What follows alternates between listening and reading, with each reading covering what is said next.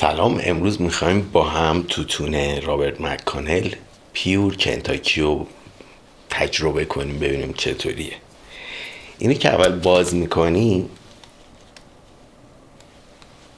تین نوتی که ازش میگیریم شبیه سس باربیکیوه بیشتر، نه بوی دود نه بوی لاتاکیا، واقعا بو سس باربیکیو آدم میگیره ازش. و الان مثلا چقدر شاید بگم نزدیک 10 دقیقه است دارم فکر میکنم که این بوی چیه و دقیقا فقط بوی سس باربیکیو میده که برای گوشت و اینجور چیزا استفاده میشه. راجع به این توتون وقتی میریم تو سایت توباکو ریویوز چیز خاصی نمیبینیم، کلا 2 ریویو داره، هیچ اطلاعاتی هم راجبش نیست. نوشته رابرت مک‌کانل، توش هم کنتاکیه، هیچ چیز خاصی توش پیدا نمی کنیم. اما خودم داشتم تحقیق میکردم، یه ایده به سرم زد و گفتم با هم اینم تجربه کنیم. به جای اینکه من از روی توباکو ریویوز براتون بخونم، از چت جی پی تی کمک میگیریم این برامون توضیح بده و هر سوالی داشتیم از این میپرسیم. میخوایم راجع به توتون‌های پیپ صحبت کنیم. البته توتون‌های پیپ تنوع زیادی دارند و هر کدام ویژگی‌های خاص خود را دارند. به طور کلی میتوان آنها را به چند دسته اصلی تقسیم کرد: توتون‌های ویرجینیا، برلی، لاتاکیا و پریک. توتون ویرجینیا شیرین و ملایم است و بیشتر برای مبتدی‌ها توصیه می‌شود. برلی طعمی غنی و قوی دارد و مدت زمان طولانی تری می‌سوزد. لاتاکیا که دودی و معطر است معمولاً در ترکیبات انگلیسی استفاده می شود. پریک نیز با طعم تند و ادویه‌ای خود به عنوان ادویه در مخلوط‌ها کاربرد دارد. آیا نوع خاصی از توتون پیپ مد نظرتان است یا سوال خاصی دارید؟ توتون کنتاکی. توتون کنتاکی یک نوع توتون پیپ است که از ایالت کنتاکی آمریکا به دست می آید. این توتون معروف به طعم قوی و دودیش است و برای سوختن در پیپ و تهیه سیگارهای خاص استفاده می شود. اغلب به عنوان یکی از توتونهای خام اصلی در ترکیبات سیگار و پیپ استفاده می شود. فرق توتون کنتاکی و برلی چیه؟ توتون پیپ معمولاً در 2 شکل موجود است: تکی و برلی. تکی به معنای توتونی است که به تنهایی و بدون ترکیب با سایر انواع توتون استفاده می شود، در حالی که برلی یا فرق توتون کنتاکی با برلی چیه؟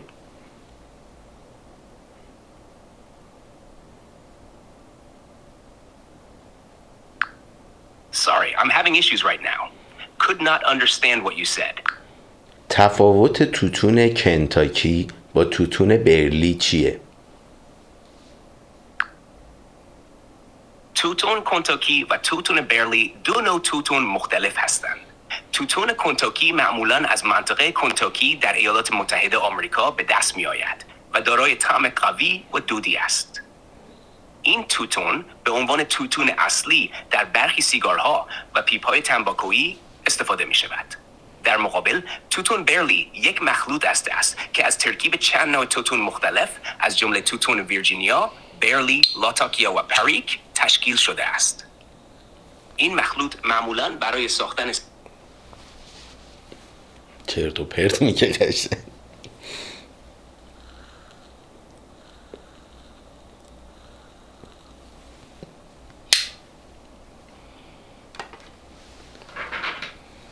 چه تیزه.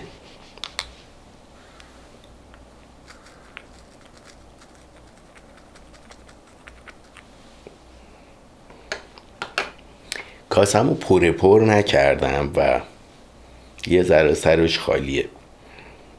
بعد چون شنیدم خیلی سنگینه ولش کنیم، اینو بذاریم خودم براتون توضیح بدم. چیزی که من فهمیدم کنتاکی هم یه نوع برلیه و تفاوت اصلیش با برلی اینه که برلی میذارم با هوا خشک میشه، ولی کنتاکی بالای آتیش با دود و حرارت آتیش خشک میشه و کلا یه ذره تیزتره. به خاطر همین تیزتریش یه هوا نیکوتینش هم بالاتره، یه مقدار مثل این که نیکوتینش از برلی بالاتره، ولی باز دقیقش رو نمیدونم، پیدا نکردم، این چیز متناقض پیدا کردم.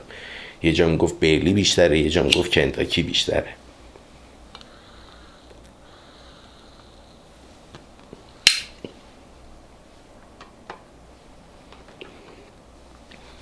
چه عطری داره.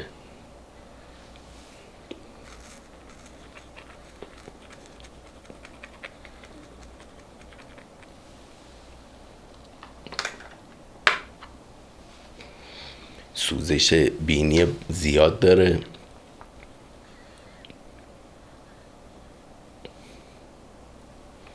تقریبا میشه گفت 4 از 5 تا. بعد این تازه روشن شده. وقتی اینو باز کردم، بعد از شنیدن این صدای زیبا، میخوریم به یه توتونی که یه مقدار خشکه. ببینین وکیوم بود، نو بود، صداش قشنگ داد میزنه چه خبره. ولی تو همون دوتا ریویویی که تو سایت توباکو ریویو میخوندم، دقیقا اولیش نوشته بود که این خیلی خشکه و یه ذره رطوبت دهی لازم داره. حالا این که من داشتم رطوبت دهی لازم نداشت، اونقدر خشک نبود و مثلا یه 5 دقیقه هوادهی کردم و بار دادم، یعنی آماده بود تقریبا. اصلا بهش نمیاد توتونی باشه که خالص باشه، قشنگ مزه داره. حالا مزه شیرینی داره یه مقدار،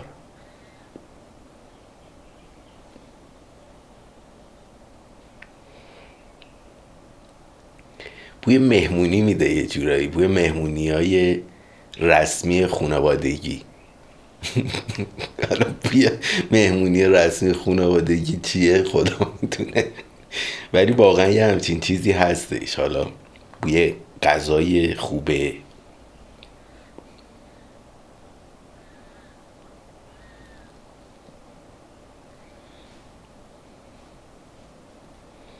صفر تا صدش هم خیلیه، یعنی پوک اول دود نداره، پوک دوم مدیوم، پوک سوم میبینی اینش هم خیلی سرعتش بالاست.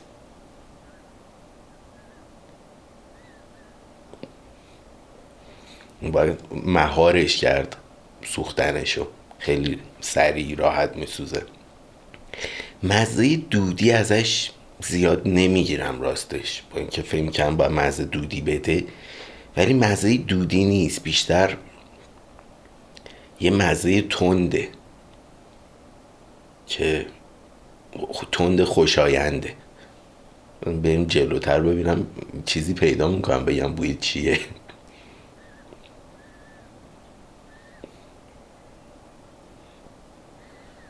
یه ویدیو از مهندس هوشمند میدیدم که داشت میگفتش این مدل کاسه مثلا برای ویرجینیا خیلی مناسبه، یا این شیپ پیپ برای ویرجینیا خیلی مناسبه، و داشت راجع به شیپ داخل کاسه صحبت میکرد، نه شیپ چیز. نکات خیلی جالبی رو میگفت و برام جالب شد، شروع کردم سرچ کردن راجع به این که برای توتون کنتاکی چه مدل پیپی مناسب تره. بیشترین نکته ای که میدیدم این بود که کاسه بزرگ باشه که شعله پهن شه و راحت تر مدیریت شه. احتمالا واسه همین داستان میگفتش، چون واقعا سریع گر میگیره، خیلی راحت چاق میشه، زیادی چاق میشه. ولی ظاهرا با برلی فرق داره. این مثلا اون طعم آجیلی زیاد ازش نمیگیرم، بوی یه عطری، یه عطر مردونه میده با یه بوی شیرین.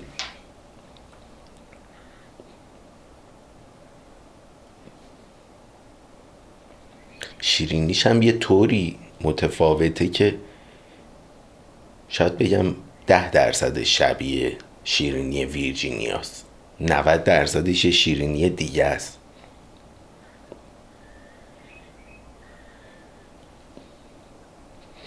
بعد اینم در نظر داشته باشیم، من که دارم اینا رو میگم تازه دارم با این توتونا آشنا میشم. مثلا همین الان که اینو کشیدم راجع به اجبرلی قبلی که ریویو کردیم با هم تجربهش کردیم، ریویو نبود تجربه کردیم، یه ذره به شک افتادم که اونی که میگفتم شیرینی ویرجینیا شاید اصلا یه چیز دیگه است. من تا یه ذره صحبت کنم از این آقای بلبل بخوایم یه ذره برامون توضیح بده. توتون پیپ کنتاکی چطور تولید میشه؟ Sorry, I'm having issues right now. Our systems are experiencing heavy load. توتون پیپ کنتاکی چطور تولید میشه؟ تولید توتون پیپ یک فرایند پیچیده است که چند مرحله اصلی دارد. ابتدا برگ‌های توتون از گیاهان توتون برداشت می‌شوند. سپس برگ‌ها باید خشک شوند. برگ‌های توتون پس از خشک شدن به طول می‌انجامند تا از سرعت رشد توتون جلوگیری شود و طعم و کیفیت بهتری به دست آید.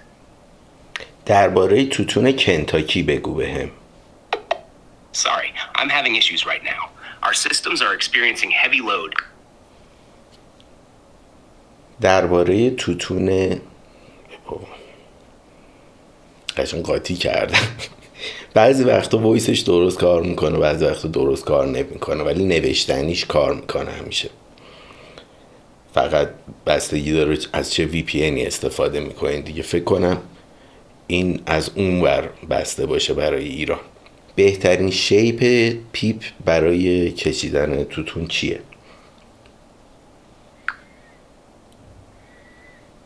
به عنوان یک مسئله ذائقه‌ای، بهترین شیپ پیپ برای کشیدن و سوزاندن توتون به سلیقه و تجربه هر فرد بستگی دارد.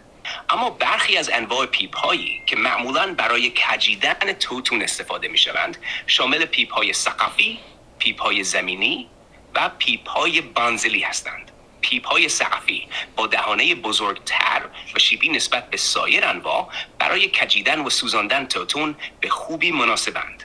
پیپ های زمینی که شکلی مشابه یک دمبند دارند همچنین برای کشیدن توتون بسیار مؤثر هستند. همچنین پیپ های بنزلی که دهانه باریکتر و بیشتری دارند نیز برای کشیدن توتون مناسب هستند. به هر حال بهترین شب پیپ برای کشیدن توتون وابسته به تجربه و ترجیحات شماست. امتحان کردن انواع مختلف پیپ ها و انتخاب شیپی که برای شما بهترین. شیپ سقفی زمینی نشنیده بودم، نمیدونم داره هزیون میگه یا واقعا هست همچین چیزی. این خیلی نیکوتینش بالاست، تقریبا مثل برلیه ولی اونقدر چیز نیست، ولی خب بالاست قشنگ نیکوتینش. چقدر شانس آوردم که نصف بار زدم، نصف هم نه کمتر بار زدم.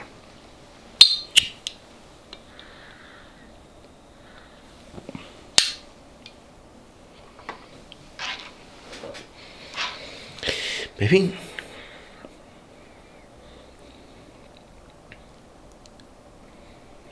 بوی یه عطر مردونه تابستونه میده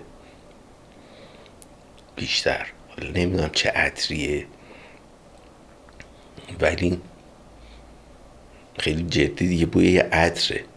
حالا این عطره هم باید پیدا کنیم ترکیباش چیه و احتمالا یه ربطی داره به نوع چوبی که زیر این میسوزونن، چون این دیگه کیسینگ و اینا نداره دیگه.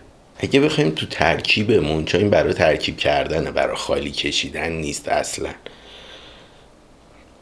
اگه بخوایم تو ترکیبمون نیکوتین رو زیاد کنیم، مزهش تند زننده نیست، تندی نیستش که نشه کشید. ولی اگه بخوایم یه ذره تیزتر کنیم، دودی که از دماغمون میدیم بیرون بسوزونه، نیکوتینش زیاد باشه، مثلا ترکیب کنتاکی و ویرجینیا و هم شاید هم یک کوچولو لاتاکیا باشه نباشه. لاتاکیا اگه باشه مثلا شاید 5%، بعد مثلا 30% از این، باقیش ویرجینیا. اگر بخوایم کله پرکن بزنیم، البته من باید ترکیب کنم با هم ببینم چیا میشه. فعلا تازه دارم شروع میکنم این داستان، اول خودشونو بشناسم بعد برم تو کار ترکیب. بعد این توتونای دیگه ای که ما میگیریم استفاده میکنیم رو ترکیب شده ها، ترکیب هایی هن که جوابشو پس داده و قرار نیست من چیزی که ترکیب میکنم خیلی چیز فرد علای خوبی در بیاد. به خصوص منی که تازه دارم یاد میگیرم. یکی هستش یه عمر داره پیپ میکشه و یه عمرم هست داره ترکیب میکنه، اون شاید بتونه ترکیبای خوبی پیدا کنه واس خودش، ولی برا من بیشتر جمع ماجراجویی و آموزش داره این داستان. توتونیه که به نسبت داغ میسوزه، یعنی حرارت پیپ بالاست، حالا داغ اونجوری نه ولی حرارت پیپ بالاست قشنگ. به عنوان یه توتونی که فلیورینگ نداره، کیسینگ نداره، هیچی بهش اضافه نشده و یه توتون خالصه، خیلی توتون خوش عطریه و دارم کم کم به این نتیجه میرسم که اون اجبرلیه در واقع اون کیسینگی که نوشته بود خیلی روش اثر خاصی نداره، چون خیلی مزهش نزدیک به اجبرلی. مزه آخرای اجبرلی یه چیز لذت بخشی بود که این هم تقریبا همونه، خیلی نزدیکم به هم. یه تجربه جالب بهتون بگم. اجبرلی رو توی یه توتون بنت، توی یه پیپ بنت با هم کشیدیم و خیلی عطر جالبی داشت. همونو اومدم رو یه پیپ مستقیم همینجوری استریت و شروع کردم کشیدن. اصلا اون مزه رو نمیداد بهم، یعنی هی دنبال اون مزه باحاله بودم و اصلا هیچی. بعد گفتم شاید این فقط بار اولش حال میده. دوباره توی اون یکی پیپه اینو کشیدم و جواب داد. ببین توی این دقیقاً اجبرلی عالیه و خیلی خوش عطر و طعمه، توی این خیلی معمولیه و حالا باید پیدا کنم، راجبشم سرچ کردم ولی جنبندی که همه راجبش متفق باشن پیدا نکردم هنوز. حالا باید یه اکثریتی رو جمع کنم احتمالا و باید خودم اینو جمعش کنم. تو فرومای گشتم ببینم چی میگن، مرجع چی میگه، فلان چیز خاصی پیدا نکردم. حالا اکثریت راجع به یه سری توتونا نظر دارن ولی میری تو جزئیات خیلی پخش میشه. رسیدیم به آخرای کاسه.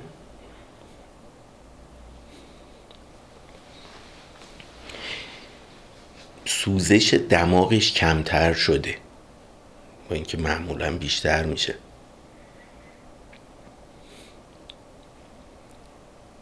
مثلا اولش رو 4 بود، الان روی 1 هم نیست، رو نیمه سوزش دماغش.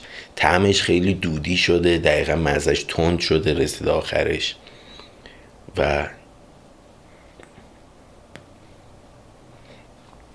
از اون حالت هم هست که یه ذره حواست نباشه سری کام بگیری میتونه زبونتو اذیت کنه. زبون من البته خیلی حساسه ها، حساسه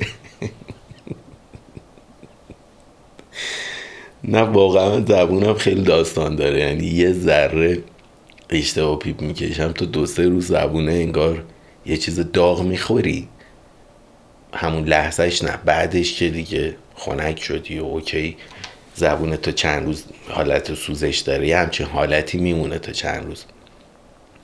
و تقریبا رو همه توتونا زبونم این داستانو داره به جز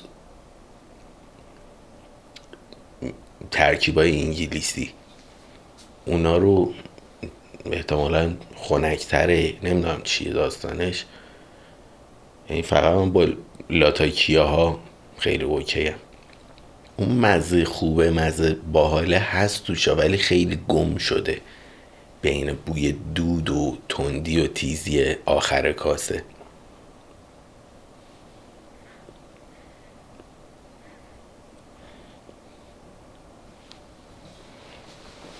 دود کم رو با دماغ میدم بیرون همچنان اون حس میشه ولی قشنگ ضعیف شده، کم شده، رفته پایین. و تقریبا رسیدیم به آخرای کاسه. هنوز مونده، هنوز کفش ولرم حرارت اینجاست، یه ذره جا داره بیاد پایین تر. تشکر میکنیم از اسپانسر این ویدیو که فروشگاه جزیره پیپ هستن. لینک کانال تلگرامشون رو تو توضیحات زیر این ویدیو میذارم. روی همین لینک بزنین وارد کانالشون میشین. اونجا میتونین ویدیوها و چیزایی که هستش موجودیشونه در واقع و قیمتشون هم هستش توی پستی، فکر میکنم پین شده و حدود قیمت ها رو میتونین ببینین. شمارهشون هم همونجا هست، میتونین زنگ بزنین سفارش بدین و هر جای ایران باشین براتون میتونن ارسال کنن. توتون پیپ کنتاکی رو با چه توتون های دیگه ای میشه ترکیب کرد؟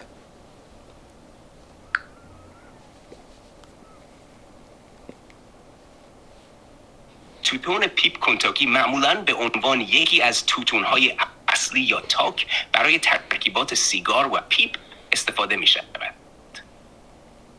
این توتون دارای طعم قوی و دودی است. معمولاً با ترکیبات دیگری ترکیب می شود تا طعم و آرومای متفاوتی به دست آید. ترکیباتی که معمولاً با توتون کنتاکی ترکیب می شوند عبارتند از اد توتون ویرجینیا.